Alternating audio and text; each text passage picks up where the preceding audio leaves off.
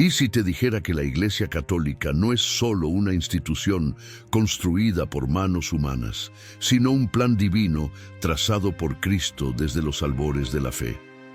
A lo largo de los siglos, muchos han intentado reinterpretar su origen, negando su fundación apostólica y sugiriendo que se trata de una creación posterior. Pero, ¿qué pasó realmente? ¿Fue la Iglesia establecida por el propio Jesús o es solo un desarrollo de la historia?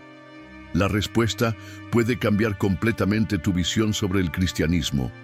Para entender esta cuestión, necesitamos viajar en el tiempo hasta la Galilea del siglo I. Imagina estar allí, entre los discípulos de Jesús, cuando Él pronuncia una de las declaraciones más impactantes de la historia: «Tú eres Pedro, y sobre esta roca edificaré mi iglesia». Mateo 16, 18. Esas palabras no fueron dichas al azar. Jesús sabía exactamente lo que estaba haciendo al elegir a Pedro como la roca sobre la cual edificaría su iglesia. Pero, ¿por qué Pedro? No era el más sabio entre los discípulos, ni el más fuerte, ni el más valiente. De hecho, Pedro era un hombre impulsivo, sujeto a errores e incluso a la negación de su propio maestro. Sin embargo, Cristo vio en él algo que nadie más vio: un corazón dispuesto a ser transformado. Muchos hoy cuestionan si esa iglesia fundada por Cristo todavía existe. Después de todo, a lo largo de los siglos, la Iglesia Católica ha enfrentado persecuciones, divisiones internas, herejías y revoluciones. Sobrevivió a imperios, resistió intentos de destrucción y contra todas las probabilidades permaneció en pie. Esto no parece obra del azar. Pero, ¿cómo atravesó esta institución los siglos sin disolverse? El secreto está en la promesa de Cristo: las puertas del infierno no prevalecerán contra ella. Mateo 16, 18. Lo que vamos a explorar en este video puede desafiar muchas de las ideas que ya has escuchado. Investigaremos las evidencias bíblicas, las enseñanzas de los primeros cristianos y el desarrollo de la sucesión apostólica. Vamos a revelar verdades que fueron olvidadas y a desenmascarar mitos creados para desacreditar a la iglesia que Cristo fundó. Si alguna vez te has preguntado por qué la Iglesia Católica existe desde hace más de 2000 años, quédate conmigo hasta el final de este video. Puede que te sorprendas con lo que descubrirás. Pero antes de continuar, necesito hacerte una invitación importante. ¿Sabías que más del 70% de las personas que ven nuestros videos aún no están suscritas al canal? Si llegaste hasta aquí, es porque estás buscando la verdad. Así que aprovecha ahora y haz clic en suscribirse para no perderte ningún contenido que pueda fortalecer tu fe. Además, si este video te está ayudando, imagina cuántas otras personas pueden ser impactadas por este mensaje. Comparte este contenido y sé parte de la misión de difundir la palabra de Dios. Juntos podemos llegar a aún más corazones. Ahora vamos a sumergirnos en el origen de la iglesia que Jesús fundó. Para entender su propósito necesitamos mirar la vida de Pedro. Simón, un simple pescador, recibió un nuevo nombre dado por el propio Cristo: Pedro, que significa roca. La elección de ese nombre no fue casualidad. Simbolizaba la solidez sobre la cual la iglesia sería construida. Pero, ¿qué significa realmente ser esa roca? Pedro no era perfecto. Tuvo momentos de debilidad, dudas, e incluso llegó a negar a Jesús 3 veces en la noche de la crucifixión. Sin embargo, algo cambió después de la resurrección de Cristo. Pedro fue restaurado y recibió una misión clara: pastorear el rebaño del Señor. Y aceptó ese llamado con toda su alma. El día de Pentecostés, lleno del Espíritu Santo, Pedro se levantó ante la multitud y predicó con tanta convicción que 3000 personas se convirtieron en un solo día. Fue allí donde la iglesia naciente comenzó a manifestarse con poder. Pero Jesús no solo confió a Pedro el liderazgo de los apóstoles, también le dio una autoridad única. Yo te daré las llaves del reino de los cielos. Todo lo que ates en la tierra será atado en los cielos. Mateo 16:19. Esto no era una simple metáfora, era un mandato divino. La expresión llaves del reino hace referencia al papel que Pedro tendría en la conducción de la iglesia, asegurando que permaneciera fiel a la misión confiada por Cristo. A lo largo del Nuevo Testamento vemos esa autoridad siendo ejercida. Pedro lidera el primer concilio de la iglesia en Jerusalén, toma decisiones cruciales sobre la inclusión de los gentiles en la fe cristiana y fortalece a la comunidad en medio de la persecución. Pero su liderazgo no estuvo exento de desafíos. La iglesia primitiva enfrentó persecuciones implacables, tanto por parte de los líderes religiosos judíos como del poderoso imperio romano. Pedro fue arrestado, azotado y amenazado de muerte. En un momento crítico, un ángel lo liberó milagrosamente de la prisión, reforzando la idea de que Dios sostenía la misión de su iglesia. Con el tiempo, Pedro fue conducido a Roma, el corazón del imperio. Allí continuó predicando y liderando la iglesia, incluso frente a la hostilidad de los emperadores romanos. Su destino ya estaba trazado. Pedro sabía que sería martirizado por su fe, y de hecho fue condenado a la crucifixión, pero, según la tradición, pidió ser crucificado cabeza abajo, pues no se consideraba digno de morir de la misma forma que su Señor. Ese sacrificio no fue una derrota, sino un triunfo. Su sangre y la de innumerables otros mártires se convirtieron en la semilla del crecimiento de la iglesia. Pero la historia no termina con Pedro. Desde su muerte, la iglesia mantuvo una línea ininterrumpida de sucesión apostólica. Cada papa que vino después de él ocupó la misma posición de liderazgo, asegurando que la iglesia permaneciera fiel a la enseñanza original de Cristo. Esa sucesión no es una mera formalidad, es la concreción de la promesa de que la iglesia jamás sería vencida por las fuerzas contrarias. Ese legado nos enseña algo esencial. La fe no es solo una creencia intelectual, es un compromiso de vida. Pedro fue transformado de un hombre temeroso a un líder valiente porque permitió que Dios obrara en él. Y esa transformación es posible para cada uno de nosotros. Todos tenemos debilidades, dudas y fallas, pero Dios no escoge a los perfectos. Escoge a aquellos que están dispuestos a ser moldeados para cumplir su propósito. Hoy, la iglesia continúa siendo ese faro de fe. A pesar de crisis, persecuciones y desafíos modernos, permanece firme porque no es una invención humana, sino una institución divina. La misión de la iglesia no ha cambiado: transmitir fielmente las enseñanzas de Cristo, evangelizar y mantener la unidad de la fe. La pregunta que nos queda es: ¿estamos dispuestos a vivir esa fe con el mismo coraje que Pedro demostró?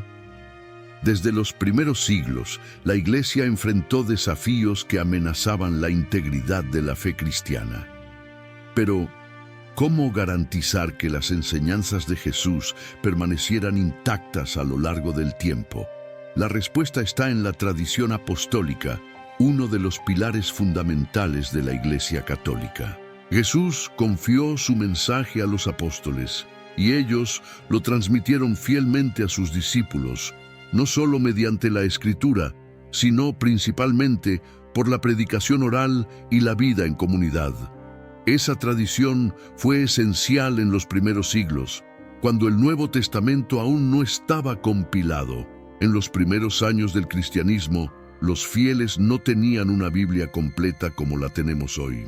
Las comunidades cristianas dependían de la predicación de los apóstoles y de sus sucesores para aprender sobre Cristo y su Evangelio. El apóstol Pablo enfatizó esto en sus cartas cuando escribió: «Por tanto, hermanos, Manteneos firmes y guardad las tradiciones que os fueron enseñadas, sea por palabra, sea por carta nuestra. Segundos Tesalonicenses 2:15. Ese versículo deja claro que la fe cristiana no se basaba solo en los escritos, sino también en la tradición oral transmitida por los líderes de la Iglesia.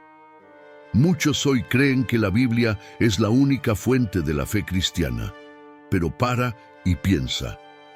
¿Cómo sabríamos qué libros pertenecen a la Biblia si no fuera por la Iglesia? La verdad es que la propia Biblia nació dentro de la Iglesia. En el siglo IV fue la Iglesia Católica, bajo la guía del Espíritu Santo, la que discernió qué libros eran inspirados y debían componer las Escrituras sagradas. Sin esa decisión, hoy podríamos tener una infinidad de interpretaciones diferentes sobre qué textos son verdaderamente sagrados. La tradición apostólica no es solo un conjunto de costumbres antiguas, es el medio por el cual el Espíritu Santo continúa guiando a la Iglesia. Fue esa tradición la que preservó doctrinas esenciales como la Trinidad, la divinidad de Cristo y la presencia real de Jesús en la Eucaristía. Sin esa continuidad, el cristianismo se habría fragmentado en innumerables interpretaciones subjetivas. Y de hecho, eso fue lo que pasó con aquellos que rechazaron la autoridad de la Iglesia. Hoy existen miles de denominaciones cristianas diferentes, cada una con su propia visión sobre la fe. Pero Cristo deseó una sola Iglesia, y fue esa unidad la que confió a los apóstoles y sus sucesores. Además de la tradición apostólica, otro elemento fundamental en la preservación de la fe fueron los concilios ecuménicos. Desde los tiempos apostólicos, la Iglesia convocó reuniones de sus líderes para definir doctrinas, combatir herejías y garantizar la unidad de la fe. El primer gran concilio de la historia fue el Concilio de Jerusalén, narrado en Hechos 15. En aquel tiempo, la gran cuestión era si los gentiles debían seguir la ley judía para convertirse en cristianos. Pedro, Pablo y los demás apóstoles discernieron, bajo la inspiración del Espíritu Santo, que la salvación no venía de la ley de Moisés, sino de la fe en Cristo. Ese evento sirvió como modelo para los futuros concilios de la Iglesia.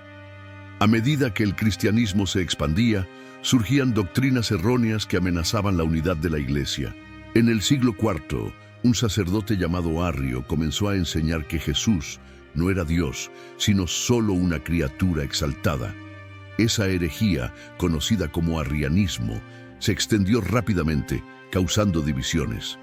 Para resolver la cuestión, el Concilio de Nicea, en el 325 d.C., fue convocado por el emperador Constantino. Fue en ese concilio que la Iglesia proclamó solemnemente que Jesús es Dios de Dios, luz de luz, Dios verdadero de Dios verdadero, engendrado, no creado, consustancial al Padre. De allí surgió el credo niceno, que rezamos hasta hoy en la misa. Los concilios posteriores continuaron definiendo verdades fundamentales de la fe. En el concilio de Constantinopla, 381 d.C., se confirmó la divinidad del Espíritu Santo. En el concilio de Éfeso, 431 d.C., María fue proclamada Madre de Dios. En el concilio de Calcedonia, 451 d.C., la Iglesia reafirmó que Jesús es verdadero Dios y verdadero hombre. En cada uno de esos momentos, los obispos de la Iglesia se reunieron en oración, buscando la verdad bajo la guía del Espíritu Santo. No estaban simplemente debatiendo ideas humanas, sino discerniendo lo que Cristo enseñó y que debía ser preservado para todas las generaciones. La autoridad de la Iglesia fue esencial para mantener la fe cristiana intacta. Imagina qué habría pasado si cada grupo de cristianos interpretara las Escrituras según su propia visión. El cristianismo se habría fragmentado rápidamente, pero gracias a la sucesión apostólica y al magisterio de la Iglesia, la fe fue protegida contra distorsiones. Esa unidad es un testimonio poderoso de la promesa de Cristo. Las puertas del infierno no prevalecerán contra ella. Mateo 16:18. Sin embargo, la historia de la Iglesia no estuvo marcada solo por desafíos teológicos. Desde el inicio, la fe cristiana encontró resistencia en el mundo. Los primeros cristianos fueron perseguidos brutalmente por el Imperio Romano porque se negaban a adorar a los dioses paganos y a rendir culto al emperador. Miles fueron martirizados, arrojados a los leones, crucificados y quemados vivos. Pero, en lugar de debilitarse, la Iglesia creció. Como dijo Tertuliano, uno de los primeros escritores cristianos, la sangre de los mártires es la semilla de la Iglesia. Uno de los momentos más decisivos de la historia del cristianismo fue la conversión del emperador Constantino. En el 313 d.C., con el Edicto de Milán, otorgó libertad religiosa a los cristianos. Esto permitió que la Iglesia saliera de la clandestinidad y se organizara mejor. Sin embargo, esa nueva fase también trajo desafíos. A medida que el cristianismo se convertía en la religión predominante del Imperio Romano, algunas personas comenzaron a adoptar la fe más por conveniencia que por verdadera conversión. La Iglesia tuvo que lidiar con ese nuevo escenario, combatiendo la corrupción y reafirmando su misión espiritual. Tras la caída del Imperio Romano en el siglo V, muchos pensaron que la Iglesia desaparecería. Pero ocurrió exactamente lo contrario. Mientras Europa se sumía en el caos, la Iglesia permaneció firme. Monjes y misioneros llevaron el Evangelio a nuevas tierras, preservaron el conocimiento y ayudaron a reconstruir la civilización occidental. San Patricio evangelizó Irlanda, San Agustín de Canterbury llevó la fe a Inglaterra y San Bonifacio predicó en Alemania. Fue gracias a la Iglesia que la cultura y la educación se preservaron en medio de la Edad de las Tinieblas. Durante la Edad Media, la Iglesia desempeñó un papel crucial en la formación de la Europa cristiana. Fue en ese período que surgieron las primeras universidades, muchas de ellas fundadas por la Iglesia. Instituciones como la Universidad de París, Oxford y Salamanca nacieron bajo la influencia de monjes y obispos que veían la educación como un medio para profundizar la fe y el conocimiento. Además, la Iglesia fue responsable de la construcción de majestuosas catedrales que no eran solo símbolos de arte y arquitectura, sino también expresiones de la fe de toda una civilización. Sin embargo, la Iglesia también enfrentó desafíos internos. Algunas autoridades eclesiásticas se involucraron en disputas políticas y hubo momentos de corrupción. Fue en ese contexto que surgieron movimientos de reforma dentro de la propia Iglesia. La Reforma Gregoriana, en el siglo XI, buscó restaurar la disciplina del clero y separar a la Iglesia del control de reyes y emperadores. Más tarde, la Contrarreforma reafirmaría las verdades de la fe frente a las divisiones causadas por la Reforma Protestante. A pesar de todas las crisis, la Iglesia permaneció firme. Hoy, continúa siendo un faro de fe en medio de los cambios del mundo. Pero la pregunta que queda es, ¿somos conscientes de ese legado? ¿Estamos dispuestos a vivir y defender esa fe que fue preservada a lo largo de los siglos? En la actualidad, muchos intentan desacreditar a la Iglesia o redefinir sus enseñanzas para que encajen con las ideologías del mundo moderno. Sin embargo, la fe católica no cambia según las tendencias culturales, pues su base no está en la opinión de los hombres, sino en la verdad revelada por Cristo.